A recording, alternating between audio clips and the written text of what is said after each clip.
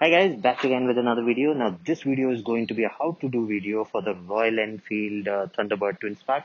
It's going to be the same for almost all the Royal Enfield.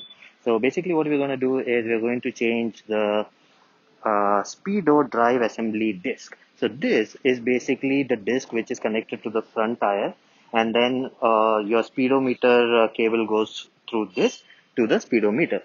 So mine, this thing has gone bad. So I actually thought that it must be the wire itself. So the cable itself, and I went to change the cable. That's when I realized that the cable was fine. So what you have to do is you have to take out the cable from both the sides and then rotate it from any side. And if it is rotating on both the sides, that means the cable is fine. Normally what happens is the cable breaks. So when you rotate it, the top part or the bottom part will not turn with it. So that's how you know the cable is good or bad. So I saw that the cable was fine. The meter seems to be fine. Now if you want to see if the meter is fine or not, keep the cable collected, remove it from the bottom and then start rotating it. If the meter moves, then that means the meter is fine. Now, I didn't check the meter, but I know that it's my drive servo itself because I took it out from the top while I was riding the bike and the cable was not turning. So let's go ahead and change this. So I'll show you how to change it. It's a very simple process. Anyone can do it. Whoever has a tool to open up the tire, they can go ahead and do it. Now the only problem here would be the disc brake. The disc brake actually holds the tire, and some people might have a problem with that. So let's see how it's done. Let me change the camera angle now. Okay, so we're gonna change the drive servo. This is the one that we have to change. Now I have heavy duty tools to open up my bike, which is always there. This is a 24 bolt opener. So you put this over here on this side. Let me just show you this side like this. Open this up. That's the only bolt you have. On the other side, you have no bolt. Let me just keep it back there. Okay.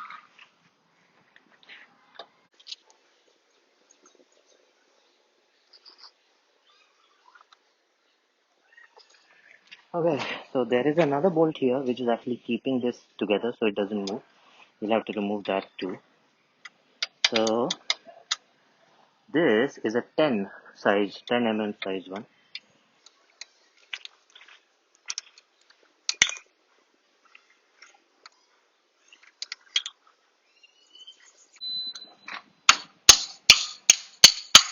Okay, so once this is loosened, this will come out easily.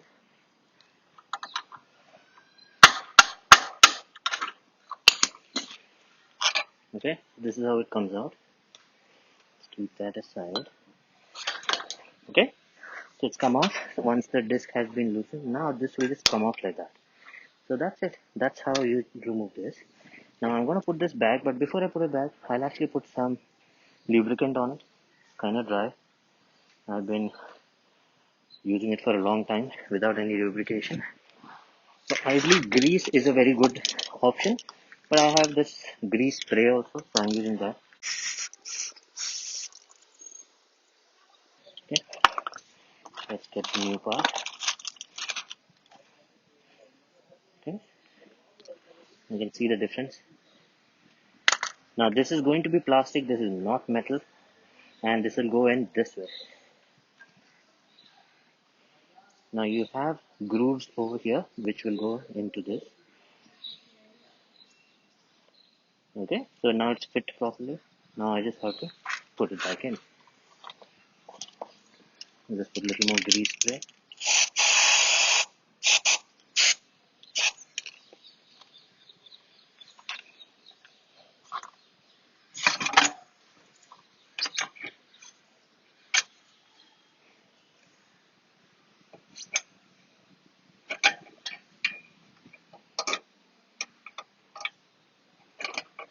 Okay, back in the disc brake. Now that is the main problem that a lot of people face, putting it back after you take it out because of the disc.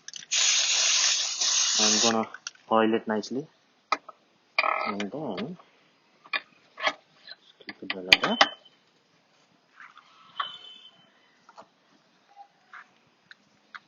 This is on the other side, so you'll have two of them, one over here, one over there. And we put grease here too.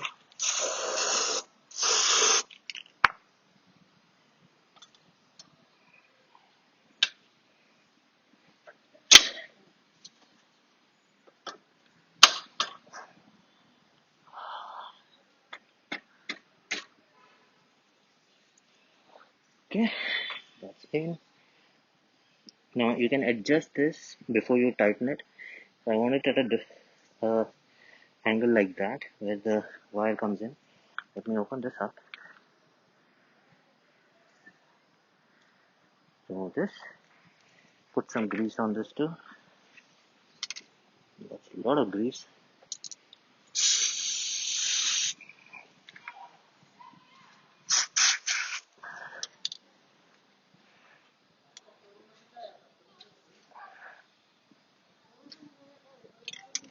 Okay, that's done. Now all I have to do is tighten this bolt first.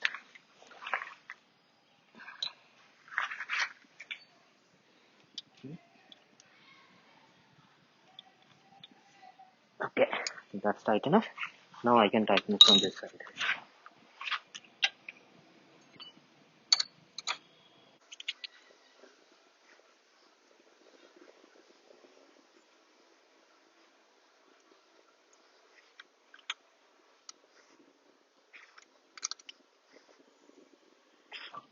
Done. Now don't over tighten it.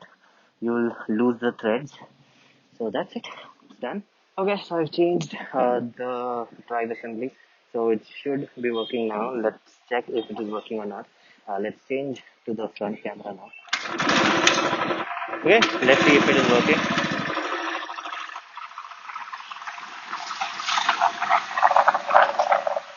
Okay, so now you can see it is actually moving. Okay, so you've seen how it actually works, how to change the disk assembly. So it's pretty easy. The only thing you have to remember is this does not get bad that easily. This is something that goes on for years. If it goes bad, how to recognize it is just remove the cable from the meter. And then when you're rotating the front tire, the cable should turn. If it does not turn, that means that either the cable is bad or the assembly is bad. So if you want to check the cable, remove the cable from the bottom also and then rotate it from there. If it rotates from the top, that means that the cable is fine. If it does not rotate, that means the cable is bad. So 90% of the time, it will be the cable itself. It will not be the assembly. But if you see that the assembly has gone bad, even the cable is fine and still it's not rotating, that means you have to change the assembly. Now the assembly is not that expensive. MRP is 175, so you might get it somewhere around 160, 165 from the Royal Enfield original spare parts store. Don't buy duplicate ones. The original ones are pretty cheap, just that you have to find the right ones. If you are not able to find the right shop, just message me with which area you live in. So I will find out the original spare parts shops for you and then let you know where to get it from. So that's it for this video. If you like the video, please subscribe with the like button and do comment. And I'll see you again with another video. Bye bye.